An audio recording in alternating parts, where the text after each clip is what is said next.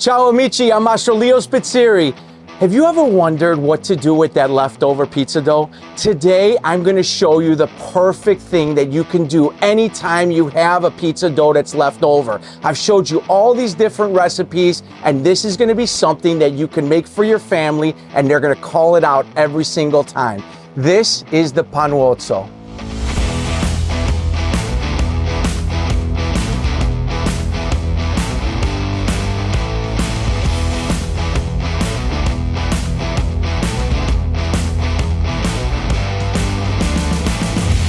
"35 years, this never gets old." I'm gonna start with roasted red peppers. This is something that's so simple to make, and you can get peppers anywhere, grocery store, farmer's market, but find yourself really bright red peppers. I toss them in a little bit of oil, put them in a pan, and then stick them in a screaming hot oven. What the goal of this is that you wanna create this black charred skin. Don't worry, it won't burn. What's underneath is the flesh, and that's the money on this. Once we turn them once, usually one time is enough to get that beautiful black color all the way around. I stick these inside of a bowl and cover them really tightly with plastic wrap. They need to sit there for a while because inside of there, they're creating steam. And that steam is what's gonna loosen that charred black skin from the flesh. And then we're gonna come back and we're gonna peel them. While that's happening, I'm gonna go ahead and do a technique that's called hand pinching sausage.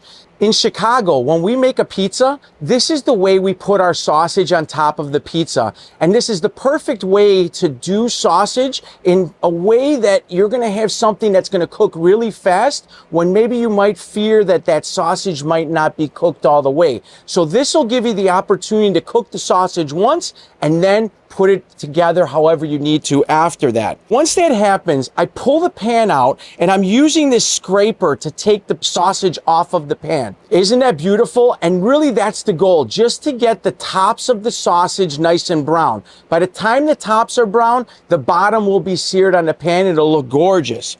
From there, we're ready to go ahead and unwrap these peppers. I'm gonna take them and I'm peeling them, but you'll also notice that once they're peeled, I'm gonna hand tear them. I don't like to use a knife. It looks more rustic this way. This is the way that my mom, my grandma would have done it. You'll notice that I'm using gloves because these peppers are so hot.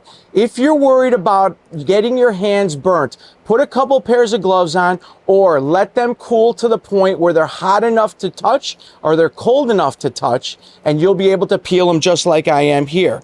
Now, once you have everything inside the bowl, I've got these shaved onions that I cut. I'm gonna put them in the bowl and I'm gonna toss them with balsamic vinegar, olive oil, chopped garlic, salt and pepper, and then some of that gorgeous Calabrian oregano on the branch. If you don't have my oregano, don't worry about it. Use regular dry oregano, it'll be just fine. This one ingredient you can cross-utilize and have it as part of your arsenal. Take these peppers, cover them up nice and tight, and they'll be gorgeous for up to 3 to 5 days in your refrigerator. Use them for a pizza, figure out something interesting, leave it in the comments of what you did with it. I'd love to hear about it.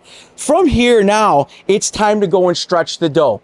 This again, you'll see how puffy these dough balls are inside of this box. These dough balls I had left over from making pizzas yesterday, and I'm gonna stretch it. Notice that I'm not looking to make a round ball. I literally take it edge to edge and stretch it into an oval, that classic racetrack I call it. From here, I'm using my fingers to dimple the dough very gently. Look at all the bubbles that are popping out. That's the game. Your bonus round is going to be doing this the way I did it to get this beautiful, gorgeous structure that looks like the most amazing ciabatta bread you've ever seen. Once you see those beautiful bubbles popped up, now we're ready to go into the oven. I'm putting this dough on top of the peel, and once I go to the oven, you'll notice that I place it just from the edge and I slowly am pulling this towards me. Once it's in the oven, don't go anywhere. This isn't the time to walk the dog or go get yourself a bourbon. Now this is gonna take 2 or 3 minutes and we're waiting for this to puff up. Think like pita bread, that pocket bread. It's gonna puff up inside the oven and all of a sudden I've got this bread ready to go.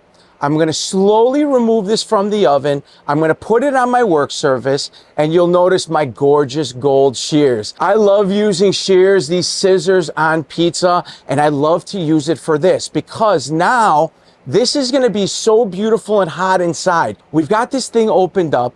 Now we've got a blank canvas, my Bob Ross moment. Fill this with whatever you want, but I'm using those marinated peppers with those onions as my base. All of that juice that I've created, that balsamic vinegar, the olive oil, all that's kind of soaking into the bread. From here, I'm gonna put a ton of Italian sausage, literally handfuls, because I want it to taste like a sausage and peppers sandwich. Take some whole milk mozzarella, the stuff that's in a block, grate it with a box grater and make it snow ridiculously all over the sandwich. Don't forget the side that's got nothing on it. I'm also going to be giving a drizzle of garlic oil. Finally, I'm going to give this beautiful bit of oregano right on top. 2 to 3 minutes is all you need, and what we're looking for is those brown spots all over the cheese. In the industry, we call those toast points. If there's one thing that I love, it's some sausage and peppers. This here is what it's all about. Check this out. Where's my tongs? I'm gonna slide this off just so you can see what we've done here. This sandwich is at another level. You can't buy bread this fresh in the store. And then look at all these little bonus crispy bites. Oh, watch what I'm gonna do here. All that cheese is now caramelized on this bread. I've got that Italian sausage that I hand pinched all over. I'm gonna finish this with some fresh peppery arugula and then a little bit of that garlic oil. Last thing, my personal touch, you guys know, let's make this snow all over the top of this. Use Parmigiano Reggiano. Not that green can, CJ. This isn't Parmesan with an S. It's Parmesan with an S, dude. Parmesan. Forget that green can. They sell this in like every grocery store. Parmigiano Reggiano. Look at this. Look at this. This is like a blizzard in January in Chicago, son. Now, the residual heat of this bread, can you see the caramelization, the color, everything came together. This is the perfect example of me teaching you how to cook in all of these different layers that we've created. The textures of this. We've got soft peppers, crunchy onions, that bite of arugula, this fresh baked bread. And what you have here is what I call heaven on a plate.